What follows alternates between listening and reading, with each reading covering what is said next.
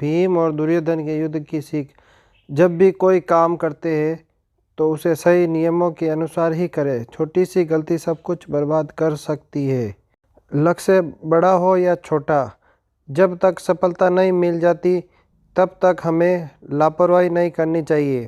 अंतिम समय पर की गई छोटी सी गलती भी हमारा पूरा काम बिगाड़ सकती है। ये बात भीम और दुर्योधन के युद्ध से समझ सकते हैं। दुर्योधन ने छोटी सी गलती की और भीम के हाथों मारा गया। महाभारत युद्ध में पांडवों ने कौरव पक्ष के सभी बड़े योद्धाओं को मार दिया था। युद्ध का अंतिम चरण आ चुका था। गांधारी को ये लगने लगा था कि अब दुर्योधन के प्राण संकट में आ गए हैं। तभी गांधारी ने दुर्योधन को आदेश दिया कि तुम स्नान करके पूरी तरह नग्न अवस्था में मेरे सामने आ जाओ। दरअसल गांधारी ने धृतराष्ट्र से विवाह के बाद से ही आंखों पर पट्टी बांध ली थी। गांधारी को वरदान मिला था, जब भी वह आंखें खोलकर जिस इंसान को देखेगी उस इंसान का पूरा शरीर लोहे का हो जाएगा। गांधारी चाहती थी कि दुर्योधन का पूरा शरीर लोहे का हो जाए ताकि कोई भी उसे मार ना सके। माता का आदेश मानकर दुर्योधन पूरी तरह नग्न होकर अपनी माता गांधारी के शहर में जा रहा था। रास्ते में दुर्योधन को श्री कृष्ण मिल गए।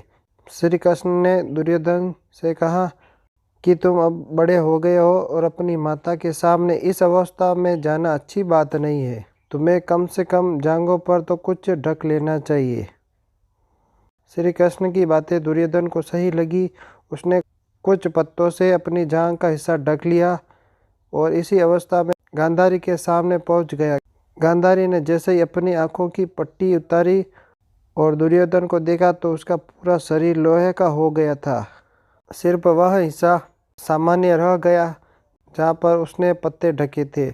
जब गांधारी ने पत्ते को देखा तो समझ गई कि दुर्योधन ने गलती कर दी। युद्ध के अंतिम चरण में भीम और दुर्योधन का गदा युद्ध हुआ। भीम दुर्योधन के शरीर पर लगातार गदा से वार कर रहा था, लेकिन दुर्योधन का शरीर तो लोहे का बन चुका था। उस समय श्री कृष्ण ने भीम को इशारा किया कि वह जांघ पर प्रहार करे।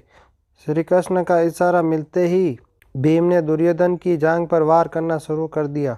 जांघ का हिस्सा लोहे का नहीं बना था, इस कारण वह घायल हो गया। इसके बाद उसकी मौत हो गई। प्रसंग की सीख। इसकी सीख यह है कि हम जब भी कोई काम करते हैं तो उसे सही तरीके से, सही नियम के साथ, जैसा आदेश दिया गया वैसा ही करना चाहिए। अगर हम अंतिम समय में छोटी सी भी गलती कर देते हैं तो पूरा काम बिगड़ सकता है। कमेंट करके बताइए यह प्रसंग आपको कैसा लगा।